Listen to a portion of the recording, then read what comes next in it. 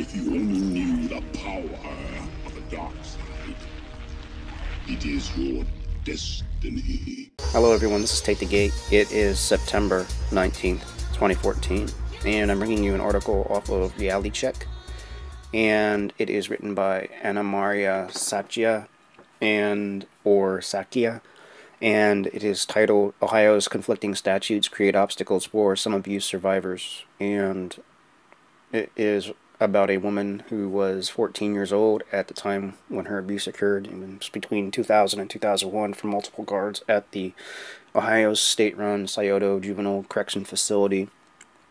And she was sexually abused and raped over the course of a year while in custody.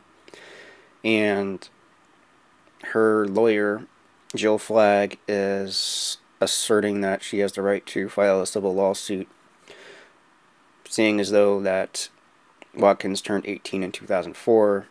10 years later, it gave her time to process it, which would put her about age 27, 28.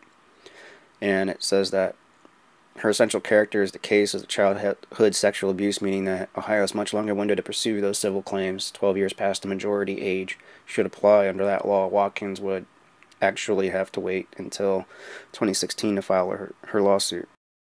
The court is essentially trying to dismiss her claims of child sexual abuse, which leaves the door open to interpretation on the court's end. So it says here, Watkins appealed to the Ohio Supreme Court last September, claiming disparate application of the two statutes violates Watkins' constitutional rights, and the court heard oral arguments in April this year. The justices have not indicated whether they will hand down a decision.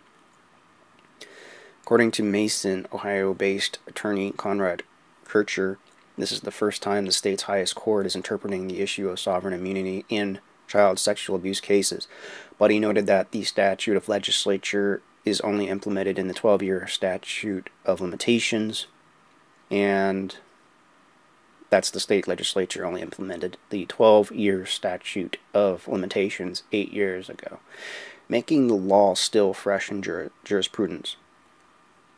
Still, it says that they have pursued dozens of survivors' rights cases among Ohio's clergy scandal in the early aughts.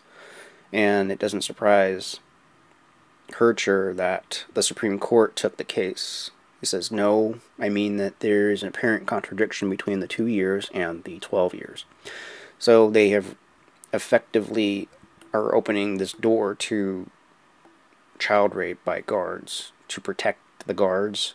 So if there is a child in the juvenile facility and that child has 2 years to apply for a civil lawsuit instead of the actual 12 or more, they're claiming it's 16.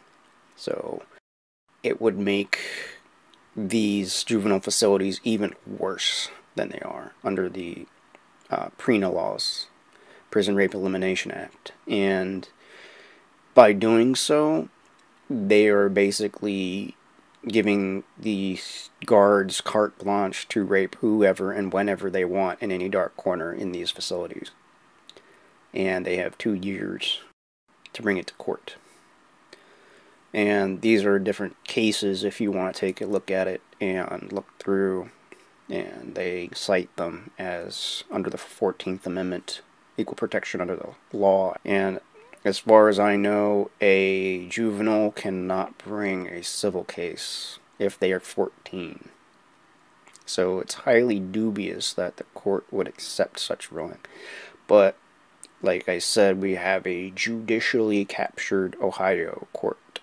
And when that happens, they will tend to side in favor of their corporate masters for the bottom line of Wall Street.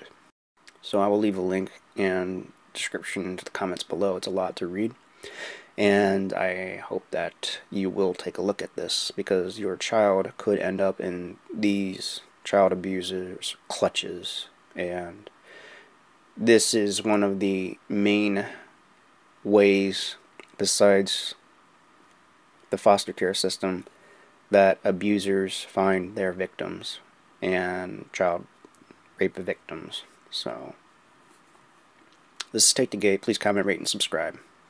Thank you for watching.